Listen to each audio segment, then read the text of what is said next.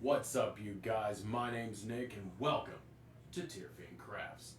This episode is brought to you by our friends over at Reaper Comics. We'll be getting to that more later on. The confines of this episode are based on an idea that I had after watching a video that was done by M&J TV here on YouTube. If I'm able to, I will link it in the description, assuming I can figure it out. I'm still learning how to edit video, so the editing to this video might be choppy, might be a little bit rough. Just letting you know ahead of time. But the idea I had was to create an evolution to a Gen 1 evolutionary tree that I felt deserved an evolution. But let's go down to the table and we'll get more into that. For this, I decided to use the Spectrum Noir Jazz's Pro Artist series. Definitely loved this whenever I got it. But the idea I had was to create an evolution to Dugong. Honestly, I've always loved the aesthetic of the Pokemon. That's just me. But in order to do this, I wanted to gear more heavily at the ice typing rather than the water typing. In order to do this, I had to start with a base, get the shape of the head and the generalized direction in which the body was going to be placed in. Then I wanted to utilize the Alolan Ninetales and the Alolan Sandslash in order to give me a better idea of where to take a Gen 1 Pokemon and drive it more toward an ice aesthetic. The initial thought was because Dugong is based on a real animal, I wanted to keep the same theme going. And so I based the Dugong on a narwhal. Using that idea of a narwhal, I definitely wanted to gear at the fact that narwhals are generally found in frigid waters. And so as I progressed, I stuck with most of the very fabric-like fins of the Dugong, but tried to gear the design a bit more heavily at the way a narwhal looks, excluding the horn. That as this progresses, you'll see I ended up changing the shape of and balancing out just a bit more in order to get a better aesthetic to it. I ended up adding the fur collar around the neck because to me it felt like that was more icy. It was something that seemed to fit the aesthetic of what I was trying to do, or at least to me it did.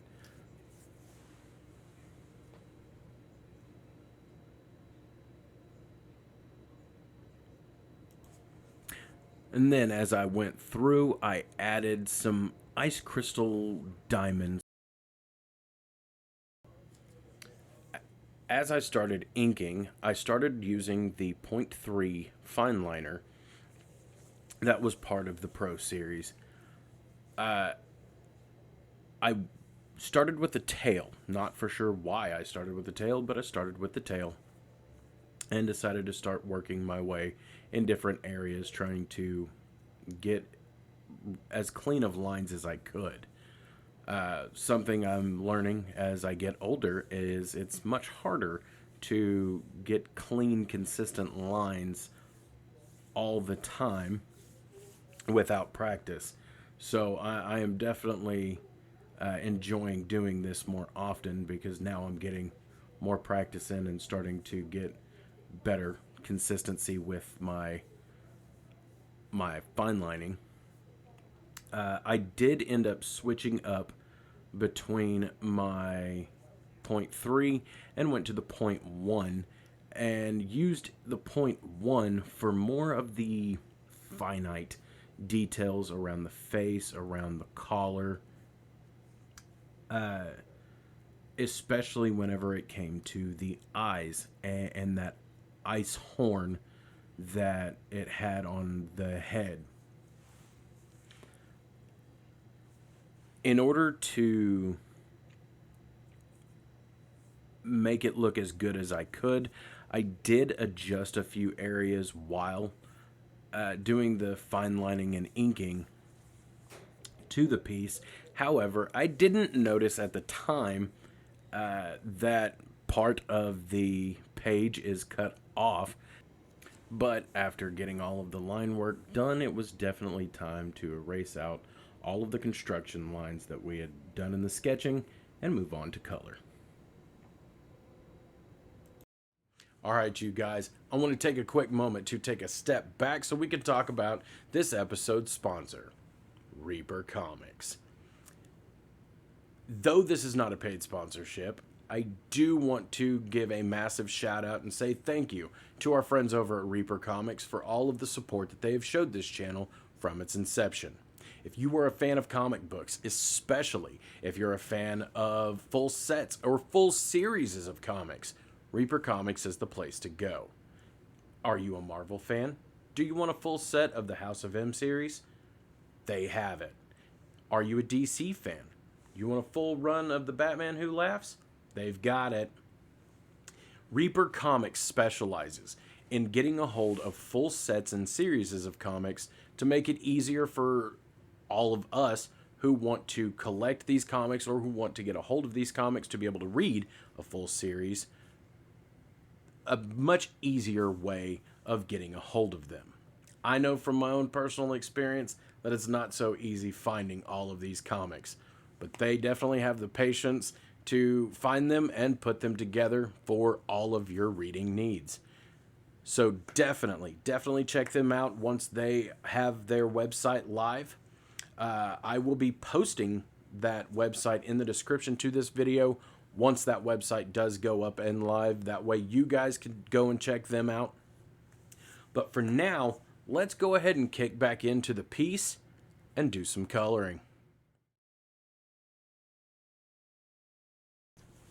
Okay, so to start, I used an ice gray to get the distinct shadows in most of the areas that I felt would be heavily shadowed. Because Dugong and Seal are both designed to have a very gray and white aesthetic to them, initially that's what I decided I was going to go with. As I progressed through, however, I did decide that instead of just incorporating the Dugong and Seal color scheming, I wanted to push a little bit more toward the Alolan Ninetales, Sandslash, and Aurora, or the Shiny Aurora specifically's color schemings, trying to balance out and give a decent final evolution. You will notice every so often another hand pops into the screen. This is my wife. When I had filmed this, she had decided to come into the room and color alongside me. She decided to color one of the pictures out of the Jazza box. As I progressed, I went back in with the blender and tried to dull down some of that gray. Though the gray did look appealing initially, as I would progress, I would start to notice that it didn't have the same feel that I was wanting to go for.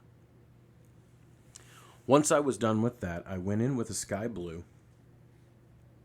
to hit mostly the areas that I had designed to be ice or icy,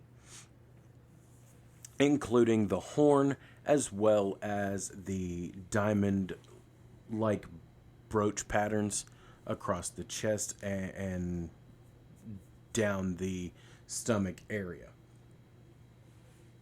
I would then go in and color in the eyes.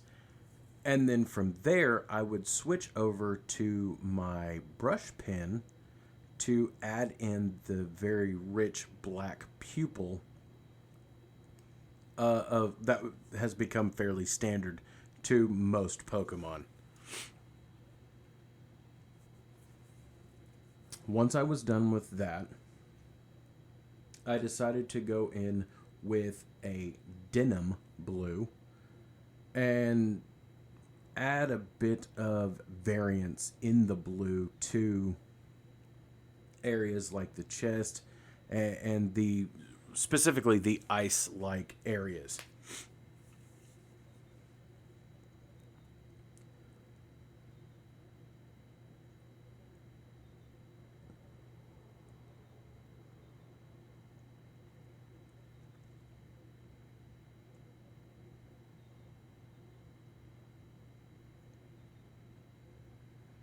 Most of these areas did end up getting hit with my blender, mostly to kind of knock down some of the heavy, rich blue that I felt was a little too predominant and oversaturating in some areas. Once I had finished with that, I wanted to, again, try and utilize sort of the same aesthetic that you get from the Shiny Auroras. So I went in with a tea rose to add at least a minor bit of a warm color to it. Tea rose being a relatively translucent color, it made it much easier for me to go in afterwards with a hydrangea and add more of a cool purple along other areas. When I had gotten that done, because the major design inspiration actually came from a narwhal, I wanted to stick with that. Narwhals tend to have a very rich, fluctuated pattern of spots across their backs. So because of this, I wanted to incorporate the same thing, but in more of an icy way. Currently speaking, this Pokemon doesn't actually have a name. So if you happen to have an idea for a name, drop a comment, let me know, because I'm still kind of at a loss for what to name this thing. I then went back in with that denim again and just darkened up a few other areas, made them a little bit more rich. Then I went in with a white gel pen. Quick tip: if you use a white gel pen in order to accentuate certain areas, but you feel like you overdid it, you can go in with a blender and blend those out. Once I got that done, I went and re-outlined the entirety of the piece utilizing a 0.8 fine liner, a tip that I had picked up from watching a lot of Jazz's videos. And then I went back in and touched up a few areas like the eyes with a 0.3 just to crisp out those lines and give me a much richer appeal to the piece.